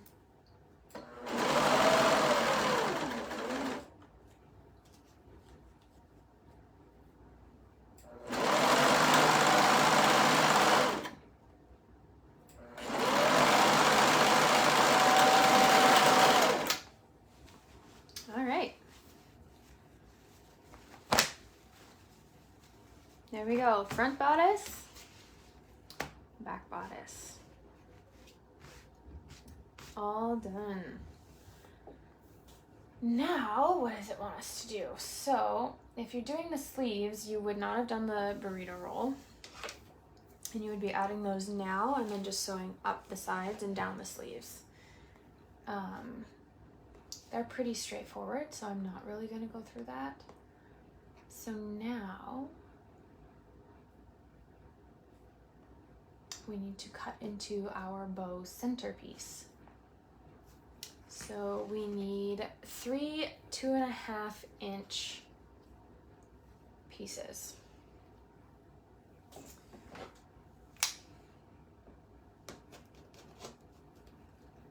One,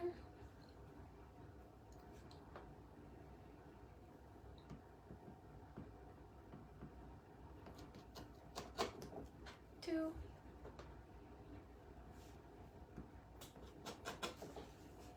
three. Okay, so for our bow centers, instead of pressing it with the seam at the top like this, I like to put the seam at the back. I'm not bored. Aw, you're so sweet, Nancy. So I like to put the seam at the back like this and press it. It looks kind of prettier and not so bulky. So then what we're gonna do is we are going to wrap this around one of our bows and really tuck it in. Tuck the bow in between the raw edges. And we're gonna line up our raw edges like this. And please note I have the right sides of our bow centerpiece together. When I wrap it around, I have the right side toward the bow. So it's kind of inside out. The centerpiece is inside out right now. And then, again, I'm gonna need my sewing machine over here.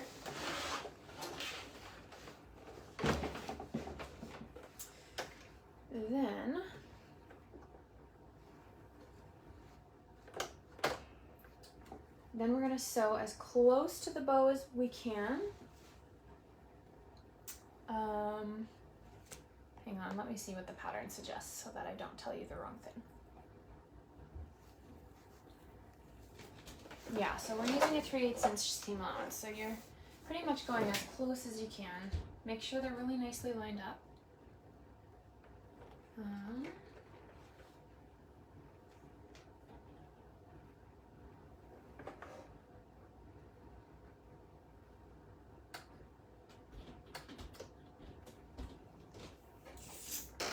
I'm going to use a stitch length of 2.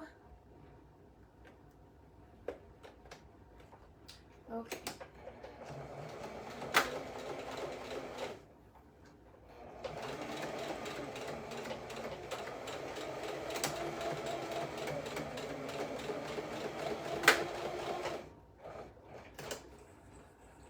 I like to go back and forth a couple times just to secure it.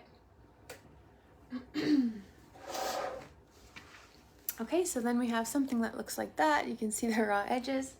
Now take your scissors, which I hung back up again, and we're going to trim that seam allowance down to 1/4 of an inch. Then flip it so that that seam that we just sewed is on the inside toward the bow, and turn the middle piece around so that seam is at the back so you can't see it.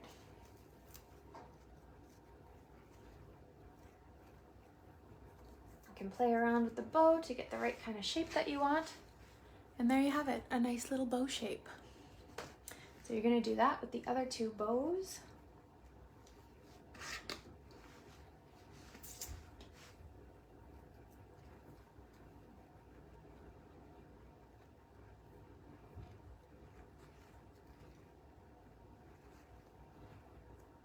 Same idea. Line it up really nicely.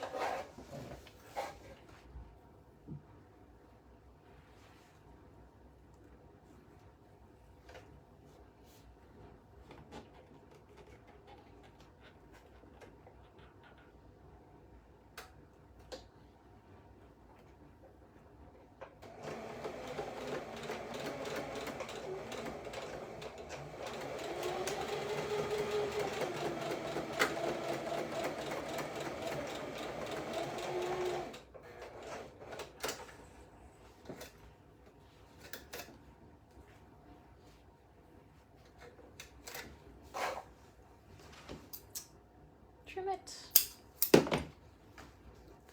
I'm gonna trim my threads too, okay? Nobody bug me. All right, there we go. Put it around to the back. Get back there, you. Okay.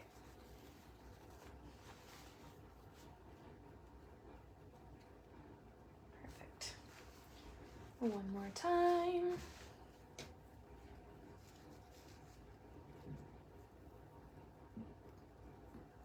Excuse me.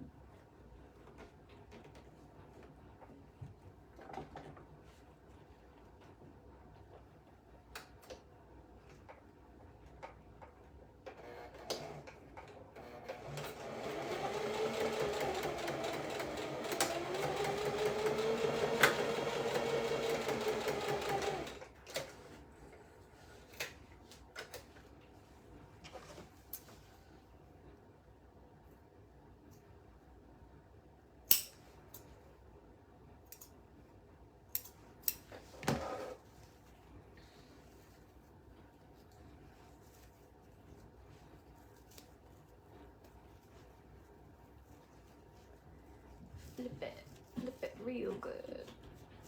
Okay.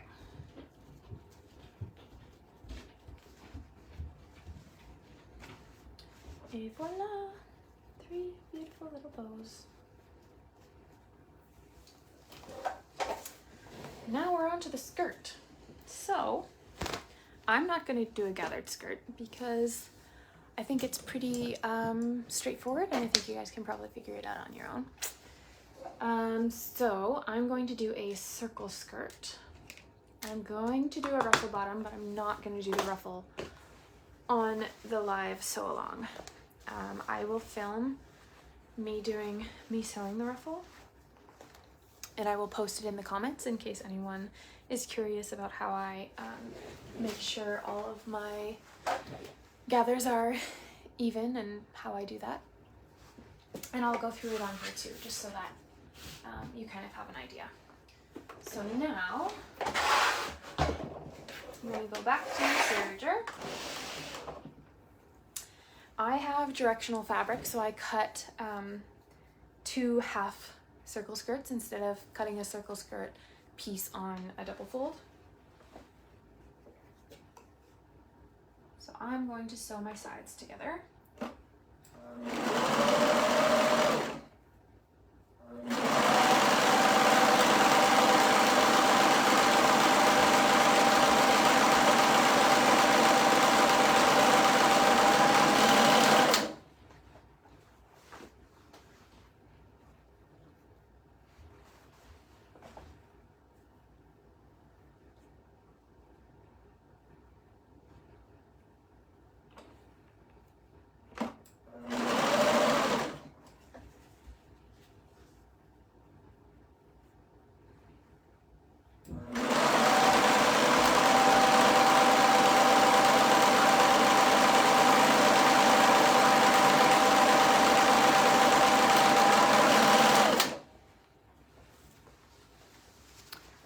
Okay, so now I have my full circle skirt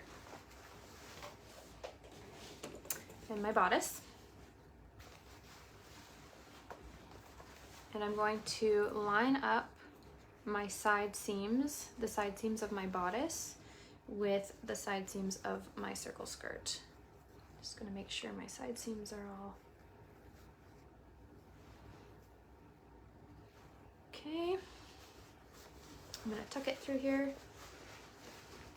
Okay, so right sides together, line up the side seams, put a pin in it.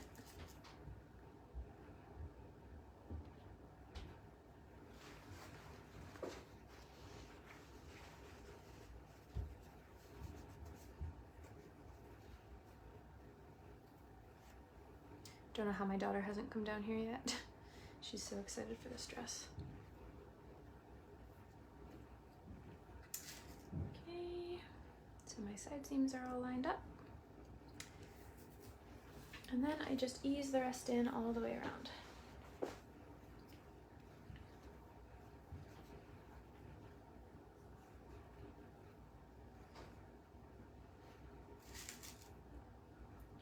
You shouldn't have to do much easing, it should fit perfectly. Any tips for ensuring the seams line up? Bodice to skirt. Oh, okay, I do have one tip. So I make sure that the seam allowances are going in opposite directions. That way you can really massage the seams in so they fit together really well. And then yeah, just make sure you're using pins. Other than that, I never have a problem lining up my seams. I don't know if that's the reason, but that is what I do.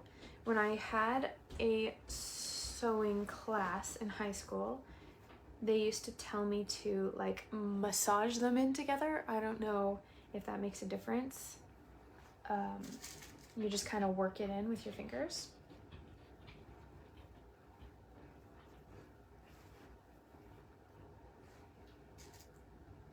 But at the end of the day, if there's a little gap, it's really not a big deal, and it's only you that's gonna notice it.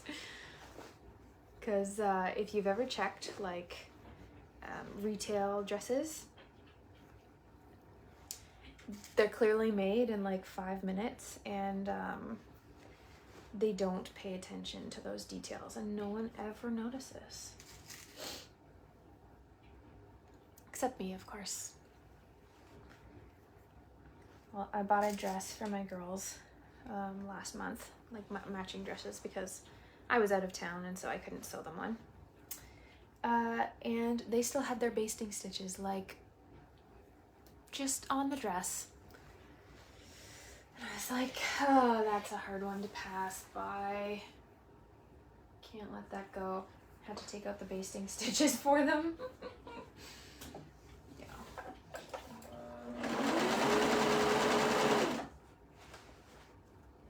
And that was like Carter's Oshkosh dresses. Like, that is not cheap.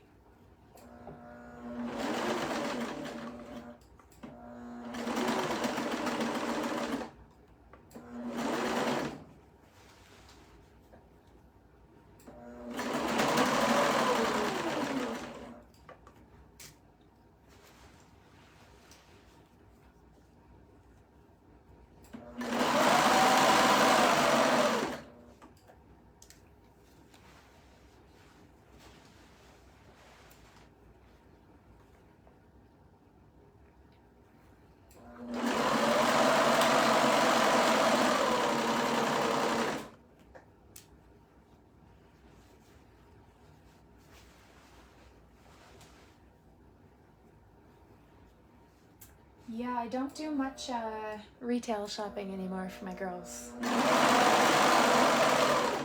All they want to do is wear dresses anyway.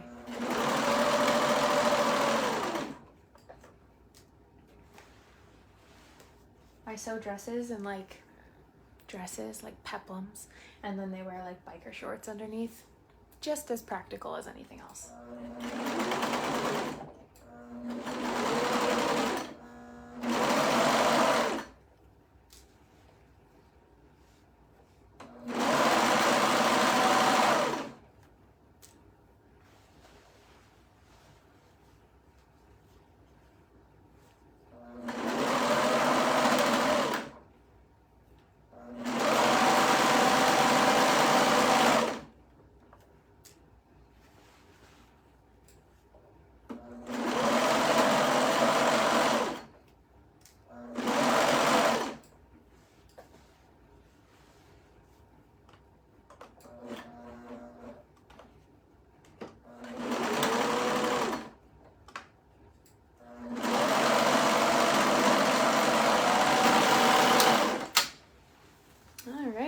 Tie that serger thread off.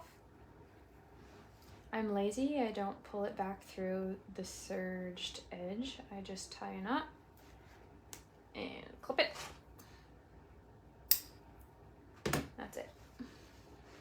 Oh, there's a serger thread hanging out of one of my seams. There we go. Okay, so now we practically have a dress. Look at that. Just like that. The cute bows at the back, the cute ruffle sleeves. So now, all I have left to do is the ruffle at the bottom of my skirt. So I have already done my ruffles, not totally, but I have all of them connected, and they are in a ginormous circle. If you think this looks too long, you're wrong. It is correct.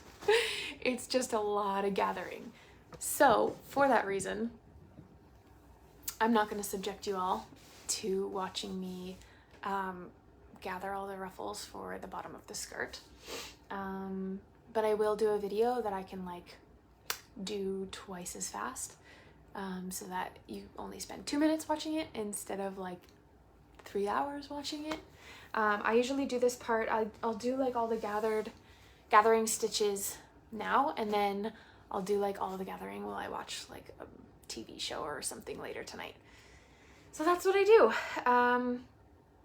Make sure if you're doing the ruffles that you hem the ruffle, or do your rolled hem, which I taught you how to do a little while ago.